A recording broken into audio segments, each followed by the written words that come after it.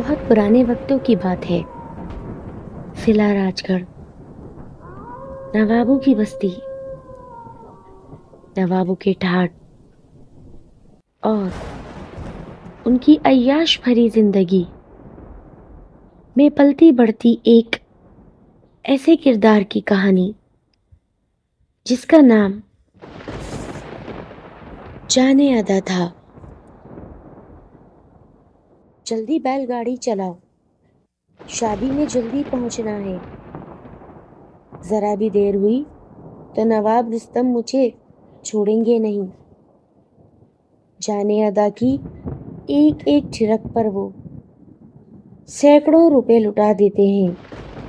जाने अदा अपने पैर की पाजेबों को सही कर रही थी।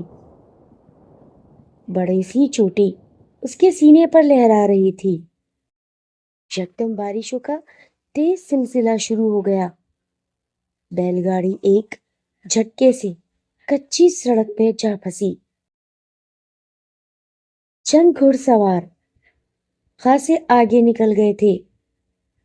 उनको शायद यही था कि जाने अदा की गाड़ी भी पीछे पीछे आ रही है। रुस्तम नवाब के बेटे की शादी थी। बारात हो चुकी थी। आज वलीमा खास था जहां जाने अदा को जाना था और पूरी रात वहां उसे महफिले रक्स की सजानी थी। नवाब रुस्तम ने जब देखा रात काफी गहरी होती जा रही है और अब तक जाने अदा पहुंची नहीं, वो गुस्से से आग बबूला हो गया। जैसे ही घुड़सवार हवेली पहुंचे वैसे ही रुस्तम नवाब ने उनको गुस्से से आ लिया। कहाँ है जान अदा, क्यों नहीं आई अभी तक? सब घुड़सवार कहने लगे, जनाब वो हमारे साथ ही है, कुछ देर में पहुंचती ही होगी। वो तो बारिश हो गई थी, हमारे साथ ही आ रही थी। हो सकता है बैलगाड़ी थोड़ी धीरे आ रही हो। आधा घंटा गुजर गया, 1 घंटा गुजर गया। महफिल बर्खास्त होने लगी।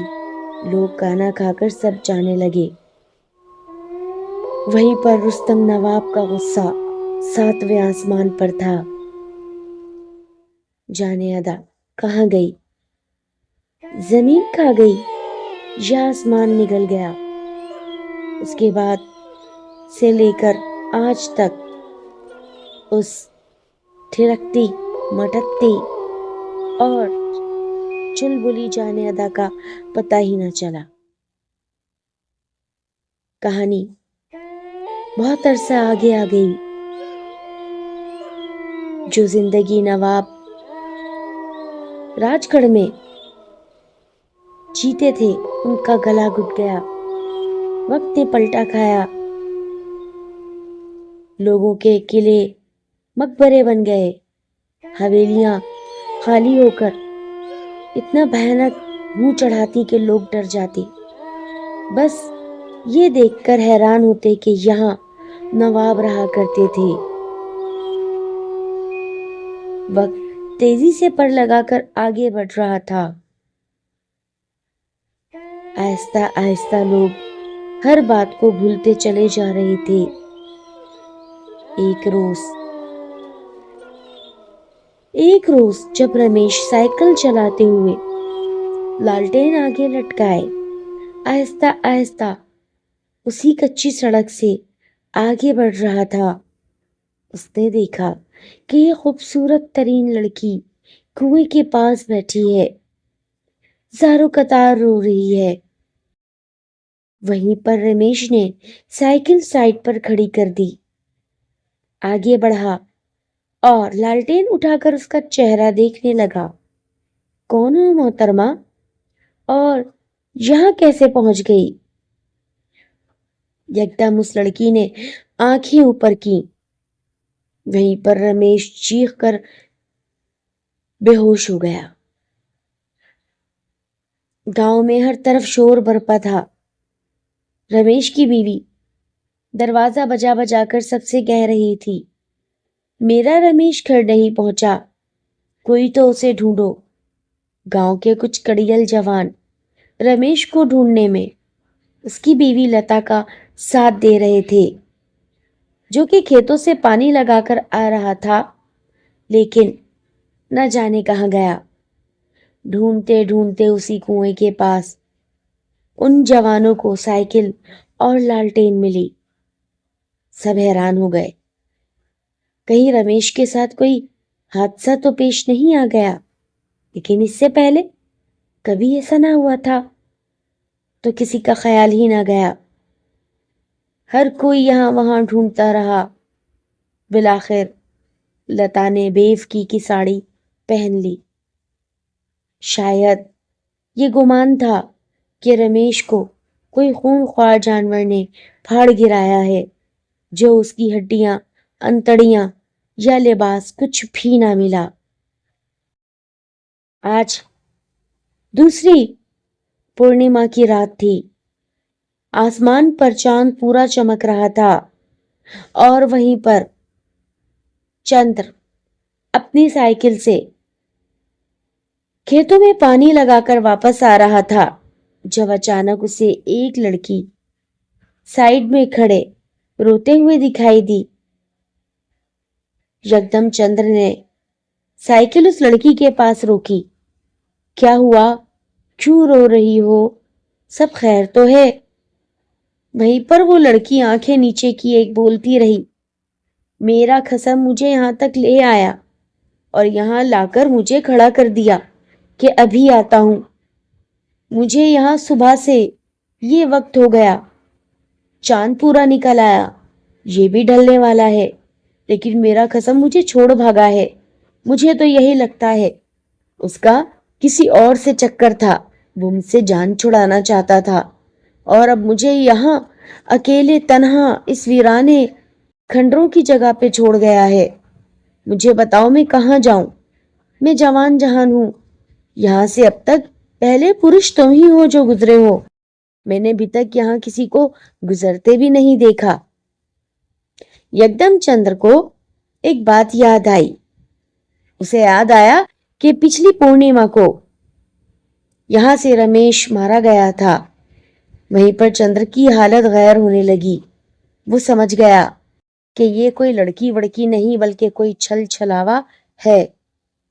चंद्र की छठी हिस्स बहुत तेज थी।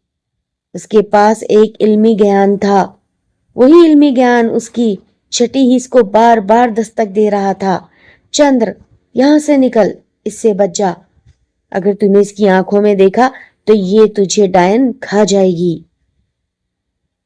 चंद्र ने वापस साइकिल संभाली, लालटेन आगे की, सिगरेट सुलगाई, माचिस की तीली जलाकर साइड में फेंकी। 2 कदम वो लड़की पीछे हटी। उसकी निगाहें नीचे जमीन से लगी थीं। उसकी चोटी उसके सीने पर लहरा रही थी। हवा तेज तेज चल रही थी। वहीं पर चंद्र बोला, मोहतरमा, थोड़ा यहां तुम सब्र करो। आगे मेरे चंद दोस्त हैं, मैंने उन्हें वक्त दिया है। तुम्हें बुरा ना लगे तो मैं उन्हें भी ले आऊं। एकदम उस लड़की के चेहरे पर गहरी मुस्कान फैल गई। क्या सच में तुम लाओगे? हाँ, मेरे 2 दोस्त हैं, राम और प्रकाश। मेरा नाम चंद्र है। तुम परेशान ना हो। तुम जवान जहान अबला नारी कहाँ जाओगी? हाँ, हम मिलके तुम्हें तुम्हारे गांव लेके चलेंगे और फिर तुम्हारे शौहर की वो दुर्गत बनाएंगे कि वो रहती दुनिया याद रखेगा। सच कह रहे हो? हाँ, मैं सच कह रहा हूं। लेकिन देखो, जब तक मैं ना आऊं तुमने यहां से जाना नहीं है। चंद्र की छठी हिस्स बहुत तेज काम कर रही थी। अच्छा तो बात सुनो। जैसे ही चंद्र आगे निकला, फौरन पीछे से आवाज आई, जिस पर चंद्र ना रुका और बोला, ठहरो, मैं बस यूं गया यूं आया, तुम्हारा इंतजाम करना है ना। चंद्र ने आओ देखा ना ताओ और साइकिल बहुत तेज दौड़ाना शुरू कर दी थी। दौड़ाते दौड़ाते वो मंदिर जा पहुंचा। वहीं पर उसने राम पंडित को घेर लिया और बोला, राम देख, लगता है पुरानी ग्रंथों की कहानी जिंदा हो गई है। جانے ادا کی روح بھٹک رہی ہے، اور یاد رکھنا اگر اس روح نے اپنے پنجے ہمارے مردوں پر سخت کرنا شروع کر دیے تو اس گاؤں میں ایک مرد بھی زندہ نہیں بچے گا، عورتیں بیوہ ہو جائیں گی، ہماری بیٹیاں بے آبرو ہو جائیں گی۔ جانے ادا کا کردار دوبارہ جاگ اٹھا ہے۔ رام جو یہ بات گہری نظروں سے ایک کونے میں بیٹھ کر سن رہا تھا تو کیا کرنا چاہیے؟ کچھ نہیں، اس کا خاتمہ۔ آج پورنیما کی رات تھی، لیکن اگلی پورنیما اپنی پوری طاقت لے کر آئے گی اور ہمیں اس کو اسی کنویں میں دفن کرنا ہوگا۔ سمجھ رہے ہو نا؟ ہاں میں سمجھ رہا ہوں، لیکن بات یہ ہے کہ اس کو کس خبیث انسان نے دوبارہ زندہ کر دیا؟ جب اس کو مار کر ہم نے اس تابوت میں دفن کر دیا تھا تو یہ کیسے زندہ ہوئی؟ بات یہ سوچنے والی تھی۔ وہ رات جب گہری ہوئی تھی، وہیں پر ایک پنڈت اپنی چوکڑی لگائے کالے علم کا جاپ کر رہا تھا۔ اسے بلی دینا تھی جوان خوبصورت کنواری کنیا کی، لیکن جس کنواری کنیا کو سمجھ کے وہ بلی دینے کے لیے، آہوتی دینے کے لیے اس کنویں پر اپنی پڑھائی کر رہا تھا، وہیں پر جانے ادا کی وہ بیل گاڑی خراب ہوئی تھی اور پنڈت کی تپسیا بھنگ کر دی گئی تھی۔ ان سے یہ لامحالہ طور پر غلطی ہوئی تھی، لیکن جس کی ادائیگی جانے ادا کی گردن کاٹ کے کر دی گئی، اور اس پنڈت نے جانے ادا کے گرو کو یہ بات کہہ دی تھی کہ اس لڑکی کو لے جاؤ، یہ لڑکی میرے کام کی نہیں، جانے ادا کنواری ہے اور اس سے میں سالہ سال زندہ رہوں گا، جاؤ اس سے پہلے کہ میں تم لوگوں کا ناش کر دوں۔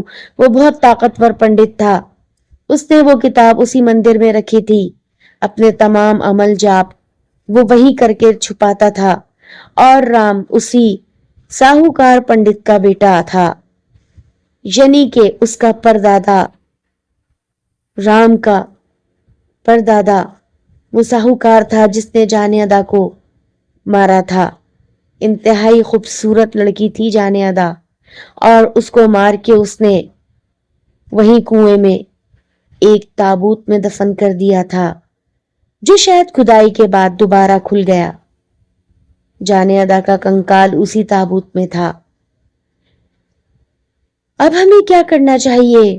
کچھ نہیں، ہمیں کچھ نہیں کرنا، ہمیں اس کے کنکال کو سمیٹ کے اسی تابوت میں واپس ڈالنا ہوگا، اور اس میں آنے والی پورنیما کو کسی ناری کا خون چڑھانا ہوگا، اور بس پھر جانے ادا ہمیشہ کے لیے اس دنیا سے رخصت ہو جائے گی۔ اگر وہ آزاد ہو چکی ہے تو یہی اس کا آخری اپائے ہے، اور اگر جانے ادا نہیں وہ کوئی اور ہے تو پھر میں کچھ نہیں کہہ سکتا، میں جھوٹ نہیں کہہ رہا۔ اس کے سینے پر وہی چھوٹی ناگن کی طرح بل کھا رہی تھی جبکہ ہوا نہیں چل رہی تھی، یہی اس کی نشانی ہے۔ وہیں پر دونوں کی آنکھیں پھٹی کی پھٹی رہ گئی تھی کہ بات تو سچ تھی۔ سمے آہستہ آہستہ گزرتا جا رہا تھا۔ گاؤں میں چاروں طرف خوف و ہراس پھیل چکا تھا۔ کنویں والے راستے سے لے کر شمشان گھاٹ تک کا پورا راستہ اس بھٹکتی ہوئی آتما کے زیر سایہ تھا۔ رام پنڈت بھی بہت زیادہ پریشان تھا۔ اسے لازمی ایک کنواری کنیا کی آہوتی دینے کے لیے اسے ایک لڑکی درکار تھی، اس کے علاوہ کوئی اور صورت نہ تھی جو جانے ادا کی بھٹکتی ہوئی روح کو ہمیشہ کے لیے سلا سکتا۔ کچھ ہی روز نہ گزرے تھے کہ ایک بوڑھے بزرگ کی بیٹی جو کہ آدھی پاگل تھی، وہ زخمی حالت میں اسی شمشان گھاٹ کے کنارے پائی گئی۔ اس کے ہاتھ اور پیر بری طریقہ سے زخمی تھے۔ اسے گاؤں کے کچھ کسان گاؤں کے اندر اٹھا لائے تھے۔ وہ گاؤں کے ساتھ جڑے ہوئے کھیتوں کے پیچھے ہی رہا کرتے تھے۔ اس کے باپ کا حال ہی میں دیہانت ہوا تھا۔ وہ کھانے کے لیے جگہ جگہ بھٹکتی پھرتی، کسی کا من ہوتا تو اس کو کھانا دے دیتا اور کسی کا من نہ ہوتا تو اس کو جھڑکیاں ہی ملتی۔ اکثر بیچاری بھوکی پیاسی یوں ہی کسی چوک پر پڑ کر سو جاتی تھی۔ جب تک باپ زندہ تھا اس کو باہر نہیں نکلنے دیتا تھا۔ ہر کوئی جانتا ہے بھوکے بھیڑیوں کا یہ معاشرہ۔ وہیں پر رام نے آج اس لڑکی کو اٹھا لیا تھا۔ اسے اپنی آنکھوں میں سخت چمک دکھائی دے رہی تھی اور وہ اگلی پورنیما تک اس کو اپنے ساتھ اسی مندر میں اٹھا لایا تھا۔ وہ لڑکی آہستہ آہستہ صحیح ہونے لگی تھی۔ وہ گونگی تھی، ہاتھوں کے اشاروں سے کھانا مانگتی اور بس۔ اس کی عجیب و غریب عادتیں تھیں۔ وہ بولتی نہ تھی، چیخا کرتی تھی، ہنستی نہیں تھی، رویا کرتی تھی۔ اس کے بال بہت ہی زیادہ گھنگرالے تھے۔ اس کی رنگت انتہائی سیاہ تھی۔ اگر اچانک اسے دیکھ لیا جاتا تو کوئی ڈرے بغیر نہ رہتا۔ وہ مندر کے کونے میں بیٹھی صرف اور صرف کھانے کے لیے، کھانے کا انتظار کرتی۔ اگر کوئی بھوک کے طور پر مندر میں کھانا چڑھا دیتا تو وہ اس لڑکی کے آگے رکھ دیا جاتا۔ ان بیچاروں کو تو اس لڑکی کا نام تک نہیں معلوم تھا۔ آج پورنیما کی وہی سیاہ رات تھی۔ مندر کی کچھ خاص عورتوں نے اس لڑکی کو نہلا دھلا کر لال لباس میں، لال ہی چٹیلے کے ساتھ اس کو سجا دھجا کے اب اسی راستے سے شمشان گھاٹ کے پاس سے لے جاتے ہوئے اس کنویں تک لے جایا جا رہا تھا۔ اس بیچاری کے تو فرشتوں کو بھی خبر نہ تھی کہ یہ اس کی آخری رات ہونے جا رہی ہے، لیکن کیا کیا جاتا؟ اس مسئلے کا کوئی حل تھا ہی نہیں، کیونکہ جانیادہ کے تابوت کو کسی نے چھیڑا تھا یا خود وہ اتنی شکتیشالی ہو گئی تھی، کچھ کہا نہیں جا سکتا تھا۔ گاؤں میں بڑھتی ہوئی عجیب عجیب گھٹنائیں پنڈت کو بہت زیادہ پریشان جو کر رہی تھیں۔ وہ چاہتا ہی یہی تھا کہ جانیادہ کا راز کسی کو نہ پتہ چلے اور وہ کسی نہ کسی طریقے سے اس لڑکی کی بلی دے کر جانیادہ کو ہمیشہ کی نیند سلا دے۔ اس کے ہاتھ میں وہی کتاب تھی، وہی جاپ جو اسے پڑھنا تھا، اور جیسے ہی چاند آسمان کے بیچ میں آنا تھا ویسے ہی اس لڑکی کی گردن یہ تیز دھار چاقو سے الگ کر دیتا اور تابوت پر وہی خون کے دھارے بہاتا اور پھر اس لڑکی کا کٹا ہوا سر اور دھڑ اس تابوت کے اندر ڈال کر تابوت کو سختی کے ساتھ بند کر دیتا۔ یہی اس کا کام تھا جو وہ کرنے جا رہا تھا۔ چاروں طرف سے آتی ہوئی خوفناک ہواؤں نے رام پنڈت کے دماغوں کو خوفناک طور پہ جکڑ رکھا تھا۔ ان کو یہ کام انتہائی خفیہ انداز میں کرنا تھا، کسی کو پتہ بھی نہ چلے اور کسی کو شک بھی نہ ہو، ورنہ ہر کوئی پنڈت پر غلط سلط الزام لگاتا۔ اگر یہ لڑکی ذرا بھی شور مچاتی یا ہاتھ چھڑا کر بھاگ جاتی، پنڈت کا تو منہ کالا ہو جانا تھا۔ وہ یہ سب گاؤں کو بچانے کے لیے ہی کر رہا تھا۔ کچے راستے پر چاروں افراد چلتے چلے جا رہے تھے کہ اچانک اسے سامنے سے آتی ایک سیاہ پرچائی دکھائی دی۔ آہستہ آہستہ وہ پرچائی واضح ہوتی چلی جا رہی تھی۔ چاند ابھی بیچ آسمان پر آیا نہ تھا، شاید اسے 1 گھنٹہ لگ جاتا یا اس سے بھی زیادہ، کچھ کہا نہیں جا سکتا تھا۔ آسمان ایک دم صاف تھا، بادل ذرا بھی دکھائی نہیں دے رہے تھے۔ یہی وقت تھا جب کام میں بہت زیادہ تیزی ہوتی ہے۔ اگر چاند پر بادل آ گہرے چاند کو تو پھر وہ بلی نہیں، بیکار تھا، ساری محنت ضائع ہو جاتی۔ پنڈت رام ایک دم رک گیا۔ وہ دونوں خواتینیں بھی خاموشی سے پنڈت کے چہرہ دیکھنے لگی۔ پنڈت نے دونوں مٹھیاں بند کی اور تیزی سے جاپ پڑھنے لگا۔ وہیں پر جان ادا کی لہراتی ہوئی چوٹی جو تیزی سے بڑھتی جا رہی تھی، اس نے درخت کی ایک ٹہنی پکڑ لی اور وہ ایک جست میں اس درخت کے اوپر جا بیٹھی۔ تیز تیز اور راہٹ کی آواز نکال رہی تھی۔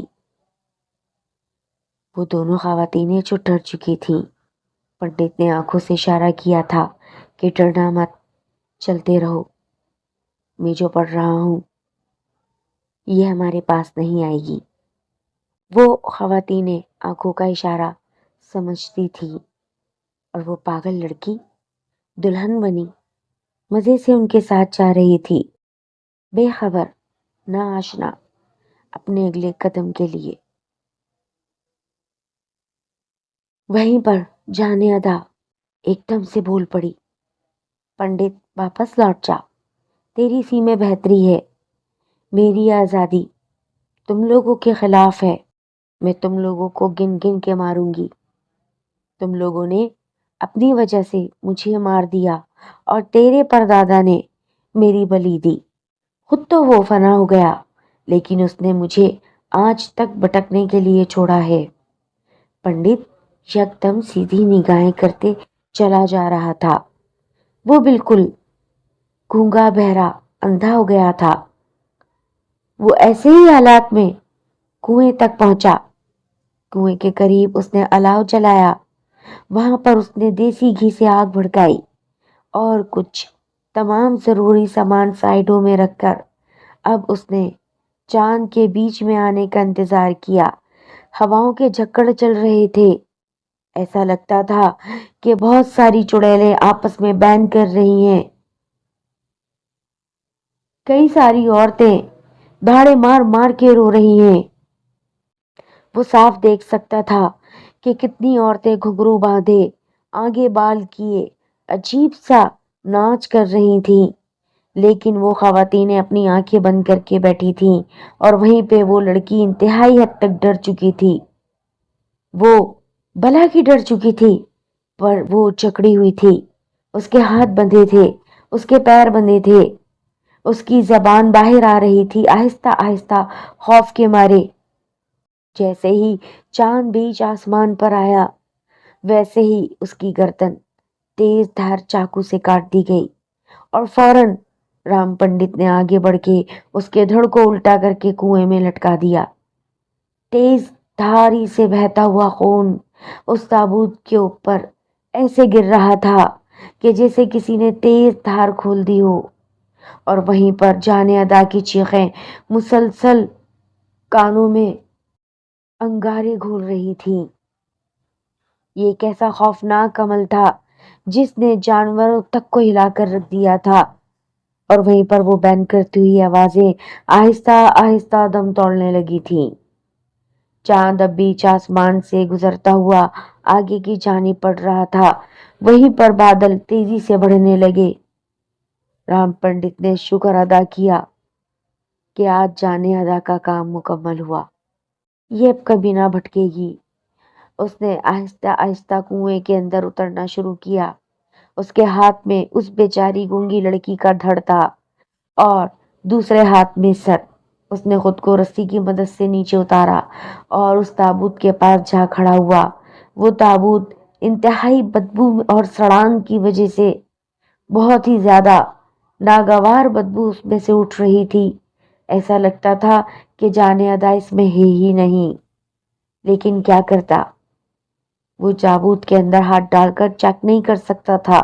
اس نے اس لڑکی کا دھڑ اور سر اس تابوت کے کھلے ہوئے دروازے پہ مزید کھول کے اندر ڈالا اور فوراً اس دروازے اس تابوت کے ڈھکن کو بند کر دیا، اور وہیں پر اس نے اپنے کڑے ہوئے وہ تیز طاقتور سنگل اس نے چاروں طرف سے اس تابوت کو بند کیا اور بڑا سا تالا مار کر اس نے اس کے اندر ترشول لگا دیا تھا تاکہ اب کبھی جانے ادا اس تابوت سے باہر نہ نکلے، اور اگر کوئی اس تابوت کو کھولے تو ترشول کو دیکھ کے سمجھ لے۔ ساتھ ہی اس نے وہ کہانی، وہ کتاب اس تابوت کے اوپر رکھ دی تھی کہ پڑھنے والے سمجھ سکے کہ اس کے اندر بھیانک آتما قید ہے، نہ کہ کوئی زیور۔ لیکن پھر بھی انسان تو خطا اور لالچ کا پتلا ہے۔ رام پنڈت نے تو اپنا کام کر دیا تھا، وہ کنویں سے باہر بھی آ گیا تھا، ہوا شانت تھی، ماحول عام ہو گیا تھا۔ اب وہ اپنے مندر کی جانب بڑھ رہے تھے۔ وہ دونوں خواتینیں جو پہلے بے پناہ ڈری ہوئی تھیں اب مطمئن نظر آ رہی تھی۔ ان میں سے ایک خاتون گویا ہوئی اور بولی، پنڈت، اگر دوبارہ اس تابوت کو کسی نے کھول دیا تو لگتا ہے اس تابوت کو کسی چور اچکے نے لالچ کے طور پر کھولا ہوگا، اور جب کچھ نہ پایا ہوگا تو ایسے ہی چھوڑ بھاگا ہوگا۔ بہت ناگوار بدبو آ رہی تھی اس میں سے، جیسے آج ہوا ہے ایسے آئندہ بھی تو ہو سکتا ہے، کچھ نہیں کہا جا سکتا۔ لیکن جب تک میں زندہ ہوں میں اپنے گاؤں کی حفاظت کروں گا جانے ادا سے، اور اگر میں مر گیا اور میرے مرنے کے بعد وہ تابوت کسی نے کھولا تو میں نہیں جانتا کیا ہوگا، یہ تو وہی جانے جو جانے ادا کو آزاد کرے گا۔ یہیں پر میری کہانی ختم ہوتی ہے۔ لسنرز، میرے چینل کو پلیز پلیز پلیز سبسکرائب کر دیجئے تاکہ آنے والی ہر نیو ویڈیو کی نوٹیفیکیشن آپ کو بآسانی مل سکے۔ شکریہ لسنرز۔